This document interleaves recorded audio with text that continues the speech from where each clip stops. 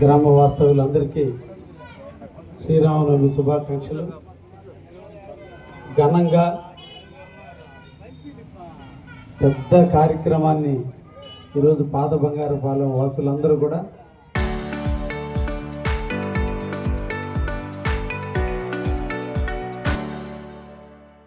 శ్రీరాముని యొక్క జన్మదినం సందర్భంగా ఘనంగా నిర్వహిస్తున్నందుకు కాపుల్ని, గ్రామస్తుల్ని, గ్రామ ప్రజానీకాన్ని అందరినీ కూడా అభినందిస్తూ, ఈ యొక్క సాంప్రదాయాలు చాలా గొప్పవి.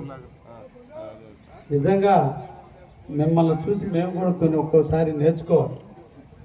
గ్రామాలన్నీ కట్టుబాటుగా ఉండటం, మాట మీద నిలబడటం, సాంప్రదాయాలు గౌరవించడం, అందరికంటే కూడా గొప్పవాడైనటువంటి రాముడిని ప్రతి గ్రామంలో గుడి ఏర్పాటు చేసుకోవటం, శ్రీరామనవమి ఉత్సవాలు అందరూ కూడా ఘనంగా జరుపుకోవటమే కాదు, వాటిని ఆనందంగా జరుపుకోవటం.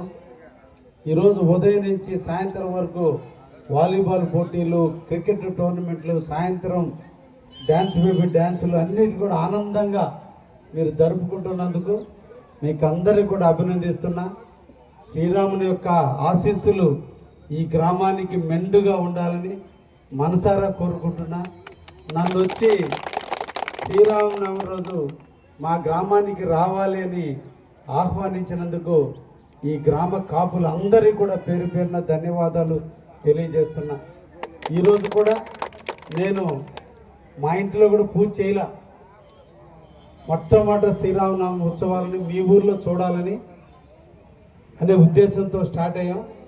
వస్తూ ఆ ఊరు దాటి ఇక్కడికి వచ్చేటప్పుడు ఆ ఊర్లో కూడా దేవుడే ఉన్నాడు కాబట్టి అక్కడ కూడా పోయొద్దామని ఆ రెండు గ్రామాలలోకి వెళ్ళి నిజంగా మీరు చేసేటువంటి పెద్ద తలంపుతో మా వాళ్ళందరూ సాయంత్రం రమ్మంటే కాదు, కళ్యాణాన్ని తిలకించాలి, కళ్యాణం రావాలన్నా నేనే రావడం కొంచెం లేట్ అయింది. ఘనంగా నిర్వహించారు. మీరందరూ కూడా మంచి పూజారి చేత ఈ గ్రామం బాగుండాలి, మన పిల్లలందరూ బాగుండాలి, మనం అందరం బాగుండాలని బాగా పూజ చేయించినందుకు మీకు అందరికీ కూడా అభినందిస్తున్నా. మీ కళ్యాణంలో నేను కూడా తోడుగా ఉండాలి.